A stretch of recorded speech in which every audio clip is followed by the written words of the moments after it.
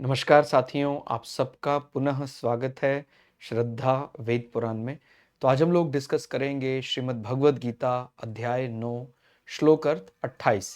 इससे पहले हम लोगों ने अध्याय 1 से 8 तक सभी श्लोक अर्थ सरल हिंदी भाषा में दोनों ही चैनल श्रद्धा एस्ट्रो ज्योतिष, श्रद्धा वेद पुराण में अपलोड कर दिए हैं।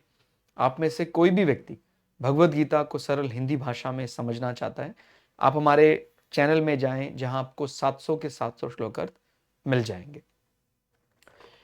तो आज के श्लोक अर्थ में भगवान श्री कृष्ण अर्जुन को समझाते हुए कहते हैं, इस प्रकार जिसमें समस्त कर्म मुझ भगवान के अर्पण होते हैं, ऐसे संन्यास योग से युक्त चित्त वाला तू शुभाशुभ फल रूप कर्म बंधन से मुक्त हो जाएगा और उनसे मुक्त होकर मुझको ही प्राप्त होगा।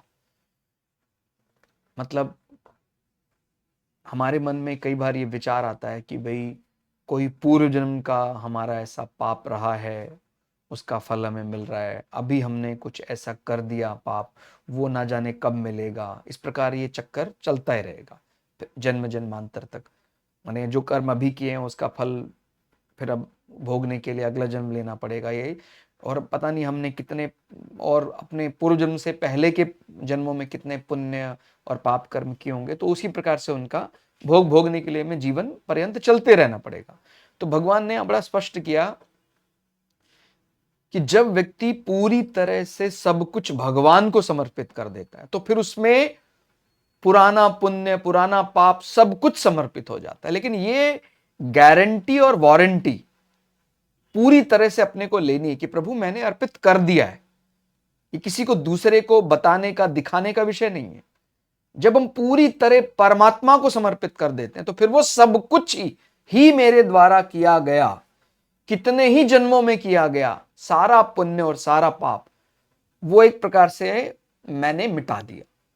और जब मैं पुण्य और पाप दोनों ही मिटाऊंगा तभी मैं जन्म के चक्कर से मुक्त होऊंगा। माने इसमें ऐसा नहीं कि केवल मेरा पाप कर्म जो संस्कार है वो चला जाएगा जब मैं भगवान को सब कुछ अर्पित कर देता हूं, मेरा पुण्य कर्म संस्कार भी चला जाएगा।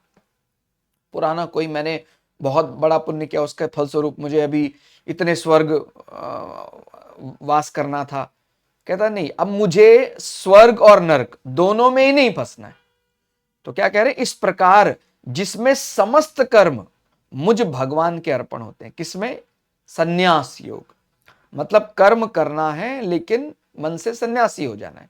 इस कर्म का क्या फल होगा, कितना फल होगा, कैसा फल होगा, मुझे वो अपने लिए नहीं देखना है।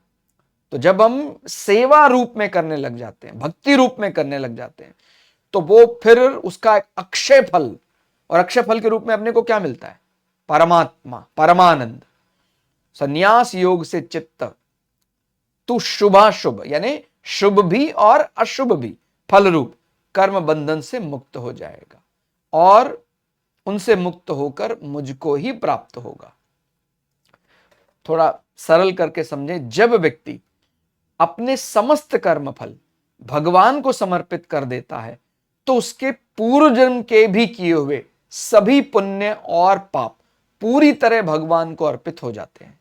और उसके पुण्य, माने कोई ऐसा पुण्य कर्म है जो वो ये सोच रहा था कि वो पुण्य कर्म मुझे इतने वर्षों तक किसी विशेष लोक में वास देगा, वो पुण्य भी हमने पढ़ा था कि कहीं ना कहीं हमारे मुक्ति में बाधा ही है। जैसे कोई पाप कर्म भी हमें कहीं दूसरे लोक, नरक लोक में लेकर जाएगा, वहां हमें उसका भोग भोगना होगा।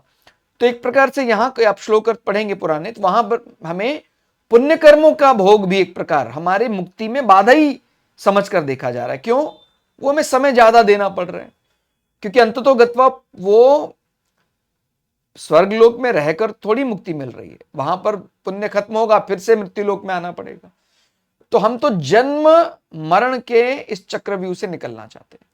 तो जन्म मरण का चक्रव्यूह यदि आप निकलना चाहते हैं तो आपको पुण्य और पाप दोनों से ही मुक्त होना पड़ेगा।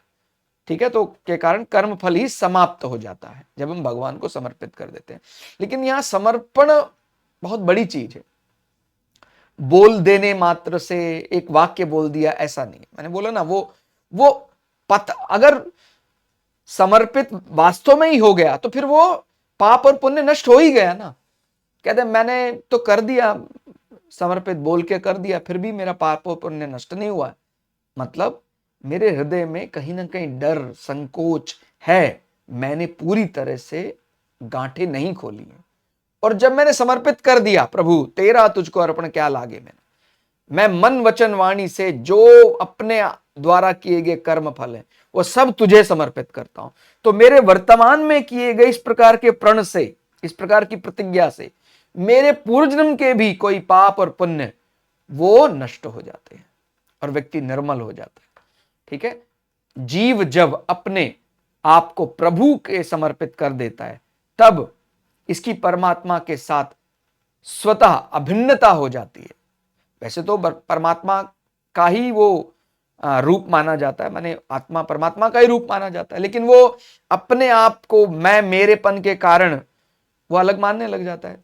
ठीक है, तो जब वो समर्पित कर देता तो परमात्मा के साथ स्वतः अभिन्नता हो जाती है और शरीर के साथ भूल से माना गया संबंध मिट जाता है। यह परमात्मा के साथ अभिन्न तो पहले से ही था, केवल अपने लिए कर्म करने से इस अभिन्नता का अनुभव नहीं होता है कि भाई क्योंकि ये कर्म मैं मेरापन, व्यक्ति का दम अहंकार ऐसा बढ़ता है तो फिर वो अपने आप को अलग जीव मानने लग जाता है, वो परमात्मा का अभिन्न अंग नहीं मान पाता। तो उसके लिए तरीका क्या है? समर्पण। समर्पण करते तो मैं मेरापन अपने आप ही समाप्त हो जाता है।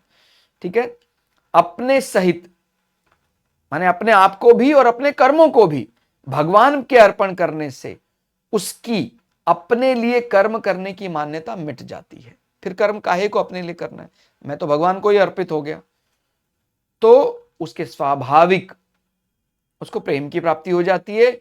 इसी को यहां परमानंद या परम प्राप्ति कहा गया है। तो जो कोई भी व्यक्ति परमानंद परम प्राप्ति चाहता है वो या मैंने कहते चाहे इस मार्ग से चला जाए, इस मार्ग से चला जाए, अनुभूति वैसी ही है। यानी चाहे आप मैं मेरापन समाप्त कर लें और चाहे अपने आप को पूरी तरह परमात्मा को समर्पित कर दे। जब हम पूरी तरह परमात्मा को समर्पित कर देते तो मुझे ये अच्छा लगता है, मुझे ये नहीं अच्छा लगता है, इसका तो औचित्य ही समाप्त हो जाता है। फिर मैं मेरापन अपने आप ही समाप्त हो गया। तो किसी भी रूप में समझे, हमें मैं मेरापन खत्म करना है, और जब मैं मेरापन खत्म हो जाता है तो व्यक्ति को पाप और पुण्य का जो ये जंजाल है ये भी समाप्त हो जाता है। फिर उसका जन्म क्यों लेना है? जन्म नहीं है तो फिर उसका मरण काहे को है? तो जन्म मरण से मुक्ति उसको मिल जाती है। तो ये था 9वें अध्याय का 28वां श्लोकार्थ। श्लोकार्थ आपको कैसा लगा कमेंट करके जरूर बताइएगा। मिलते हैं अगली वीडियो में, तब तक के लिए जय श्री भगु पराशरा, जय श्री शुक्राचार्य, नमस्कार।